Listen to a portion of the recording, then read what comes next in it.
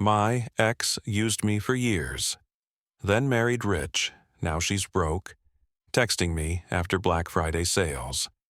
So I sent her a picture of my ring. I'm a 28-year-old guy, and for a long time, I thought love meant being the quiet one in the background, supporting someone else while they chase the spotlight. That someone was Julia. She walked into my college journalism class like she owned the air around her. Red lipstick, loud laugh, designer boots, even on rainy days. She made average classrooms feel like a film set, and somehow I was cast as the safe, dependable love interest in her origin story. I didn't mind at first. She was electric. I felt lucky just to be in the same orbit. From day one, I was the one bending. Rescheduling my shifts when she forgot our plans. Spotting her for coffee, rent, makeup palettes for content. I told myself it was temporary. She had dreams, and I believed in them. I wanted her to win, and if that meant I played support staff, then fine. Real love shows up, right? Julia's goals were always 5 levels above the ground I walked on. PR firms, influencer campaigns, interviews with startup fashion brands. She spoke about them with a kind of religious obsession. Meanwhile, I just wanted a little apartment, a dog, and some peace. But I convinced myself we could meet somewhere in the middle. Someday. Anytime I brought up our future, marriage, kids, even just saving money, she'd laugh softly and say, "Let me get there first, then I'll bring you up with me." I clung to that promise like a lifeline, not realizing it wasn't a promise at all. Looking back, I was never a co-writer in her story. I was the stagehand behind the curtain. Helpful, invisible, replaceable. And the worst part is, it took me years to see it. After college, reality hit like a freight train. While most of our friends scrambled for entry-level jobs, Julia announced she was going full-time content creator. No backup plan, no income, just a dream, a ring light, and my bank account. We moved into a cramped one-bedroom apartment. Well, technically, I moved us in. The deposit, the furniture, the utilities in my name. I picked up a warehouse job during the day and bartended on weekends. Exhaustion became my new normal. Julia, she needed space to create. That meant long mornings in bed and afternoons editing selfies in good lighting. I told myself I was investing in us. Every Uber she took to a collab brunch, every haul video I filmed behind the camera, every designer dupe I bought her when she was sad. Those were seeds for a future she swore we'd build together. But her lifestyle didn't match our income, at least not mine. She'd say things like, "It's important I look successful before I am. No brand will sponsor a broke-looking girl." So I started saying yes to more shifts and no to new shoes, haircuts, sleep. When I asked her to get a part-time gig, just something to help with groceries, she pouted. "So now you don't believe in me?" she whispered, eyes wide with fake hurt. "I thought you understood what I'm trying to do." I apologized.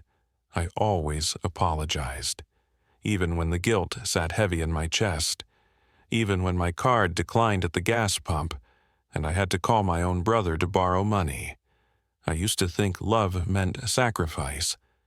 But what I didn't realize back then was that only one of us was bleeding. And the other? She was building a life of luxury on top of it. It wasn't just the money, it was the tone. The way Julia started speaking to me like I was someone she had to tolerate. She began using words like low vibe to describe the things I liked. My hoodie collection, my favorite pizza spot, even the music I played while washing dishes. She'd wrinkle her nose and say, "You've got to start thinking bigger. No one cool eats at places with paper menus." At first, I laughed it off. But the jokes got sharper, and so did the silences after I spoke. She'd mock my job in front of her influencer friends during lives, My boyfriend's a working-class king, y'all. He lifts boxes by day, saves my dreams by night. Then she'd blow a kiss to the camera and pretend it was cute. I felt like a mascot in her storyline, just relatable enough to gain sympathy, but not someone she'd ever post fully. One night, I made pasta from scratch. Took me hours. She scrolled on her phone the whole time, then snapped a photo of the plate with perfect lighting and filters. No mention of me. No thank you. Just a caption that read, "Homemade dinner vibes, Shamas blessed." When I asked her why she never posted pictures with me, she laughed. My engagement drops when I show your face. No offense, it's just branding. I stood there, holding a dish towel, and realized I wasn't her partner. I was her unpaid intern. Her brand was growing. Her DMs were blowing up, and I was still in the background, tired, invisible, quietly funding it all. And in that moment I started wondering, if she already saw herself as too good for me, how long before she found someone she thought actually was? The signs were there. I just refused to read them. One night, I was charging Julia's phone for her after she fell asleep mid-scroll. The screen lit up with a DM preview. "You looked insane in that gold dress tonight. Drinks next time?" It was from a blue-check account, some travel influencer she'd mentioned once as a mutual. I stared at it for a few seconds, heart thudding. Then I did something I hate admitting even now. I opened it. Their conversation wasn't graphic, but it was flirty, too flirty. He'd sent compliments, she'd giggled back in emojis and half-jokes. Nothing outright incriminating, but definitely not how you talk when you're in a serious relationship. I woke her up gently and asked, "Hey, who's Adam?" Her eyes darted to the phone, then to me. She didn't even flinch. "Oh my God, are you seriously checking my messages now?" She groaned. "That is so controlling. Wow, I can't breathe around you anymore." The conversation flipped in under 2 minutes. Suddenly, I was the villain, the paranoid boyfriend, the one who didn't trust her process. She packed a bag and left to clear her head. Said she needed space from my negativity. I spent that night alone in our apartment, her half-finished smoothie still on the counter, her perfume still in the air. And somehow I was the one feeling guilty. I even texted her an apology, told her I trusted her, told her I overreacted. She didn't respond for 2 days. When she came back, she kissed me like nothing had happened. I pretended that meant something. But deep down, something in me had cracked, and I could already feel how easy it was for her to step over it. It started with a gift box, one of those luxury PR packages with handwritten cards and gold-foiled brand names I couldn't pronounce. Julia squealed when she opened it, like she'd just won the lottery. Inside was an invite to a weekend yacht event hosted by a brand she'd been tagging for months. "This is it," she said, holding the envelope to her chest like it was sacred. "These are the rooms where things happen." I tried to be supportive. I really did. But something about it felt off. The invite was for influencers only, no +1s. And when I asked if she'd be comfortable going solo to a yacht full of rich strangers, she tilted her head and smiled. "You think they invite broke girls with clingy boyfriends? This is business." That stung more than I let on. She spent the entire week prepping. Outfits, skincare, a spray tan, extensions. I paid for most of it. Said nothing. I just watched as she transformed into a version of herself that didn't have room for me. On the morning of the trip, I helped her load her luggage into a rideshare. She kissed my cheek, not my lips, and said, "Try not to miss me too much." For 3 days, she was silent. No texts, just Instagram stories of waves, champagne, poolside posing, clinking glasses with men in linen shirts and designer shades. One clip, just a flash, showed a hand on her waist. Not mine. When I asked her about it later, her voice was flat. "It's just business, babe. You're being dramatic." And just like that, I felt like a fan watching someone I used to know become famous while I stood outside the velvet ropes. I told myself it was fine, but something inside me had started counting down. She came back from the yacht weekend glowing. Not just sun-kissed, radiant.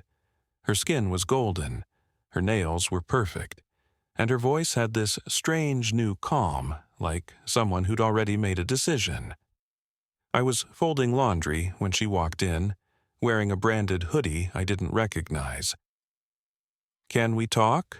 she asked, without even putting down her phone. I sat on the edge of the bed. She stood the whole time, arms crossed like a manager in a performance review. Then she said it. Simple, rehearsed, emotionless. "I think we've outgrown each other." I blinked. Outgrown? You want normal. I want more. That's not a bad thing, it just is. And I don't want to keep resenting each other for that. There was no fight, no tears, no second guessing. She already had her suitcase packed. She kissed my forehead like I was a child, whispered, "Thank you for everything," and walked out. She left behind half her closet, a drawer full of hair tools, and the ghost of a 5-year relationship that ended like a business transaction. The next day, I saw her tagged in a dinner post. Candlelight, rooftop view, same guy from the yacht. The caption read, "When you stop settling, life gets louder." I didn't cry, I didn't throw anything. I just stood in our kitchen, staring at the pot of chili I'd made that she'd never come home to eat. I should have been angry, but all I felt was this hollow relief, like a silence I'd forgotten I needed. But that relief didn't last, because heartbreak isn't a sharp pain, it's dull, heavy. It sits in your chest for months, pretending it belongs there. And mine was just getting started. The first week without her felt like detox. I'd reach for my phone out of habit, scroll through our old messages, hover over the send button, and then lock the screen like it burned. I kept telling myself, don't be that guy, don't beg, don't spiral. But grief has its own voice, and mine sounded like her laugh in my head every night. I stopped cooking. What was the point? Everything I made reminded me of her. What she liked, what she pretended to like. The fridge stayed empty, my bed too. Even though I had it all to myself, I still slept curled up on the one side I used to cling to. She didn't block me, of course not. Julia was smarter than that. Every few days she'd post something vague and haunting. Photos of sunsets, captions like, "Sometimes peace costs people."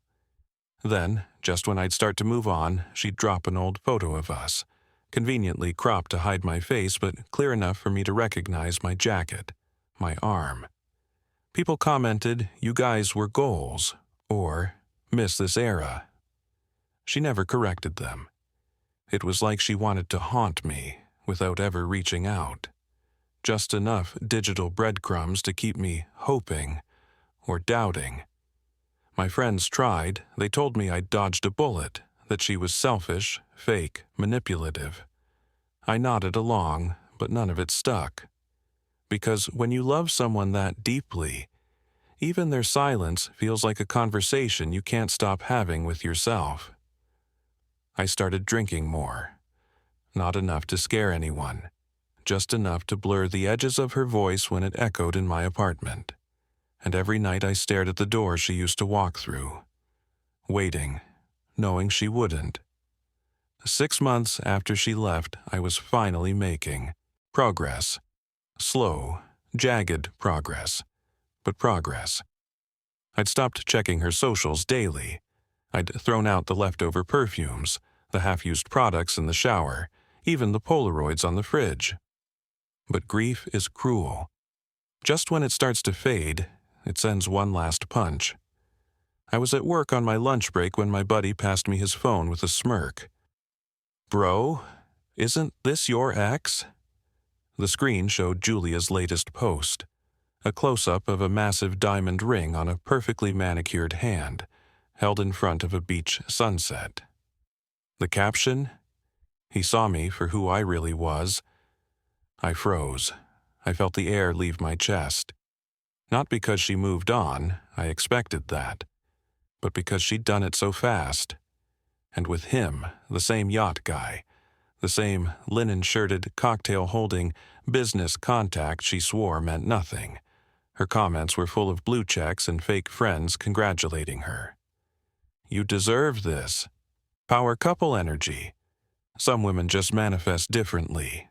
I wanted to throw my phone across the room, but all I could do was stare.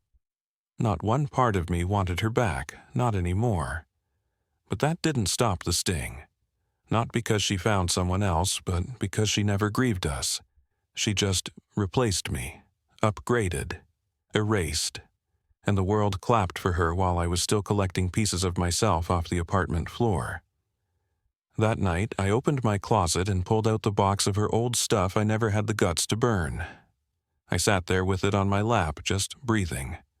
No tears, no music, just silence and the realization she was never coming back. And maybe that was finally okay. After the engagement post, something in me broke clean, not shattered, not crumbled, just snapped off, like a dead branch finally falling after holding on too long.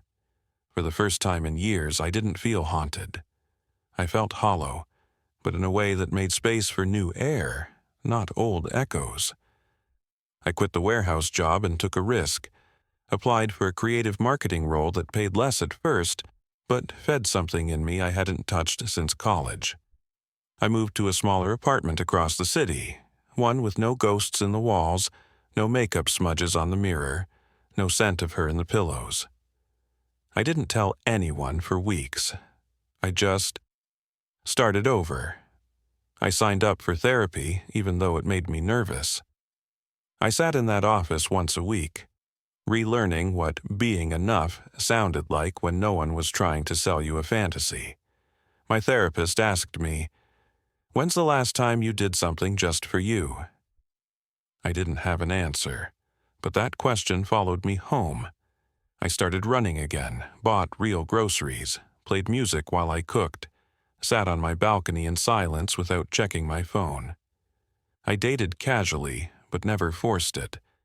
I was learning how to be whole, not half of a sacrifice.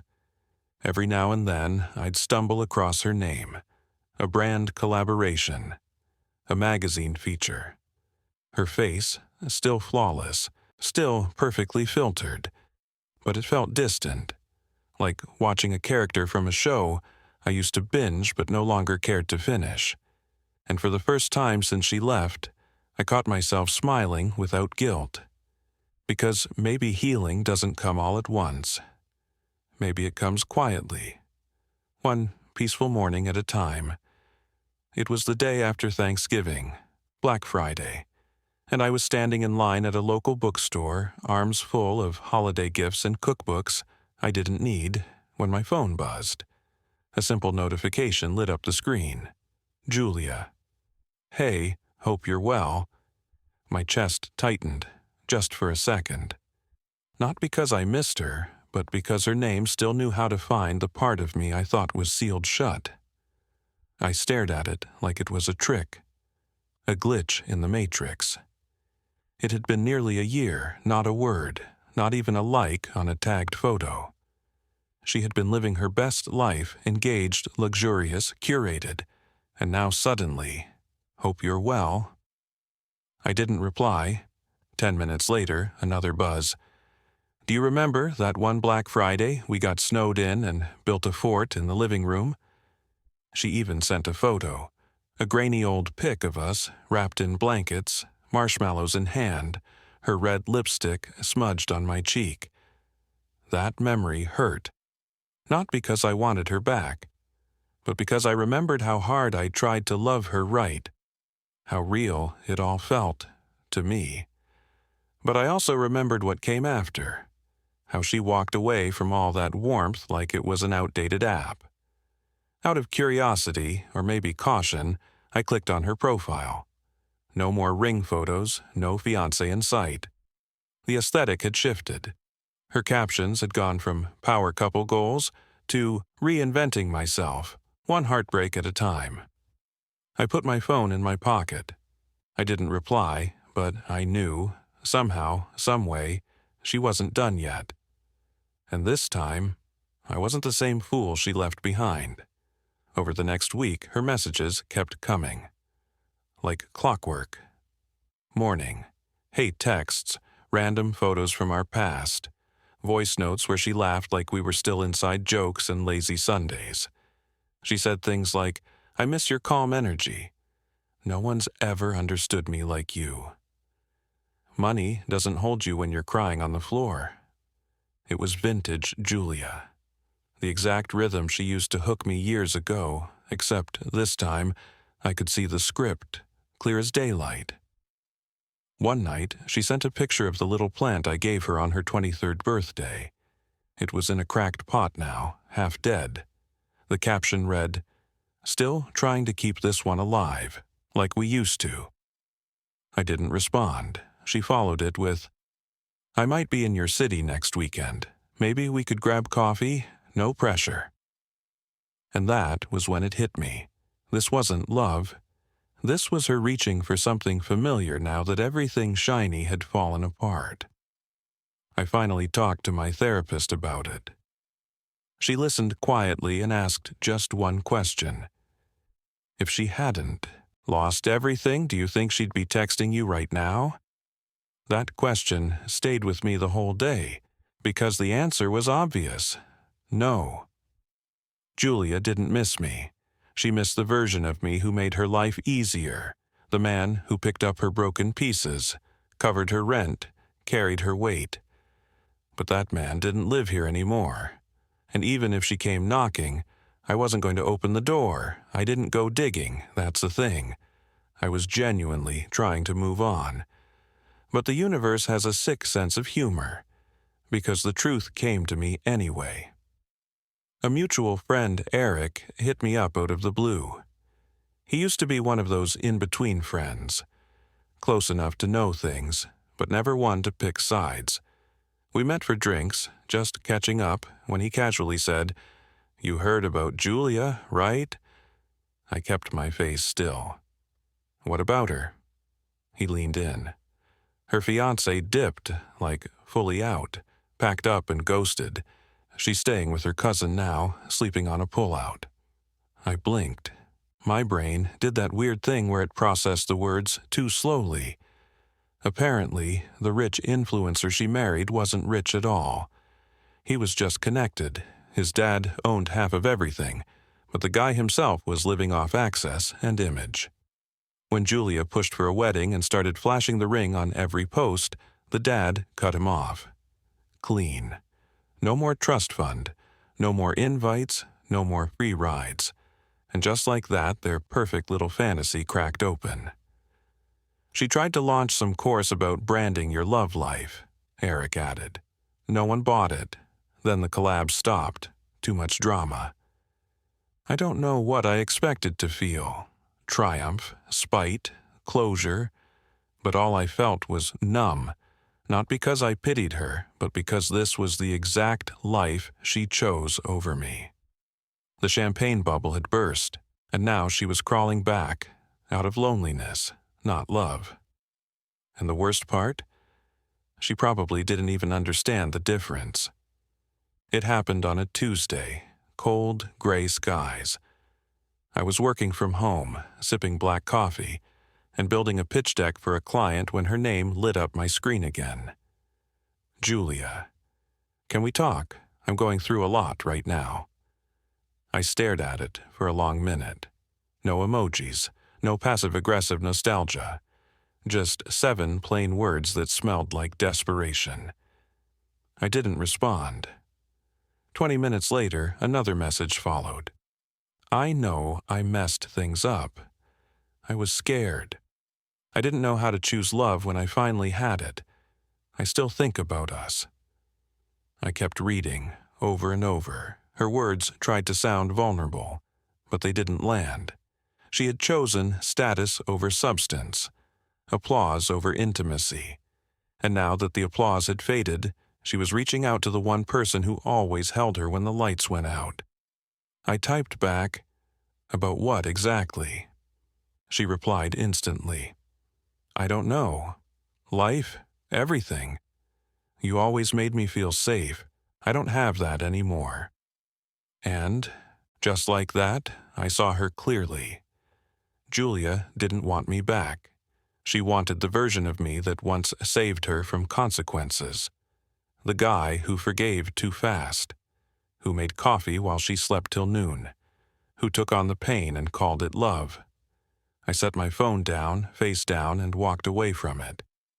For the first time, her chaos didn't feel like mine to fix, and I realized something simple, but powerful. I didn't owe her a damn thing anymore.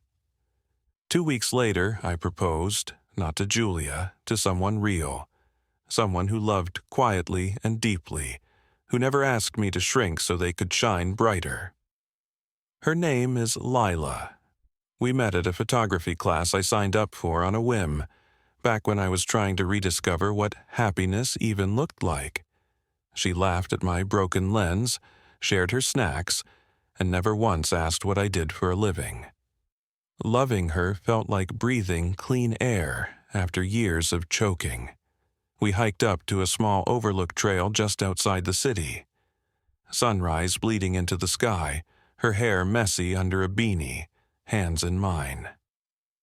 I asked her with no grand speech, no audience, no cameras, just the ring and a heart that finally felt safe enough to offer again. She said yes, with tears, the kind of tears Julia could never fake. That night, I posted a simple photo, Lila's hand in mine, the ring catching the soft morning light. No caption, no brag, just peace. 3 hours later, Julia messaged me again. "Saw your engagement, is it serious?" I stared at the screen, heart steady, calm. I didn't type a word. I just sent one photo back, the one I had posted. The same hand, the same ring, no emoji, no caption. Read at 11:47 p.m. She blocked me 5 minutes later. No explanation, no goodbye, just digital silence. And the funny thing is, I didn't feel triumphant. I didn't feel smug. I felt free. Not because I got the last word, but because this time, I didn't need one. It's wild how long you can carry someone else's story before you realize it was never yours to hold. After she blocked me, I thought there might be a second wave, a new account, a fake number. One last attempt to crawl back through the cracks, but there was nothing. Just quiet. And I didn't chase it. Not because I hated her. Truthfully, I didn't. I just understood her now. Julia didn't evolve. She adapted. She learned how to speak the language of healing, of vulnerability, of regret, but only when her audience changed. It wasn't remorse. It was marketing. She cried when doors closed, not because she valued what was inside, but because she thought she deserved to own every room she walked out of. When I looked back on it all, it became obvious. She never needed a partner. She needed a mirror. Someone to reflect the version of herself she wanted the world to see. And when I stopped doing that, she replaced me. Again and again. I used to think I wasn't enough, that maybe if I had made more money, taken more photos, been less sensitive, she would have stayed. But people like her don't stay, not because they're evil, but because staying requires stillness, accountability, and silence that isn't curated for applause. And Julia was addicted to applause. Now I see her pop up on Mutual's feeds sometimes, new look, new city, vague captions about growth. I scroll past. Not out of spite, but because I don't need to watch her anymore. I lived that movie already, and these days, I'm not interested in reruns. Lila and I didn't have a flashy wedding. We eloped in a small mountain town, just us, 2 witnesses, and the sound of river water nearby. She wore a simple white dress with mud on the hem, and I wore a suit I'd owned for years. There were no drones, no videographers, no Pinterest boards, just love. The kind that doesn't audition, the kind that doesn't need to be seen to feel real. That night, as we sat by the fireplace with cheap wine and aching feet, she looked at me and said, "You're safe now. You don't have to flinch when someone touches your heart." I didn't say anything. I just cried. Not because I was broken anymore, but because I wasn't. For years, I thought closure had to come from the person who hurt you, that they needed to see the damage, apologize, make it right. But now I know. Closure is when you no longer wait for that apology. Closure is when you see your scars in the mirror and don't wish them away. Closure is living a life so peaceful, so full of you, that their absence feels like the most natural thing in the world. Sometimes I still think about Julia, not often, not bitterly, just occasionally, like spotting an old billboard for a product you once wasted money on. I hope she finds whatever version of love she's chasing. I really do. But as for me, I'm done chasing. Because this time, I'm not bending, not performing, not waiting for someone to choose me. This time, I choose me. And honestly, it's the happiest I've ever been.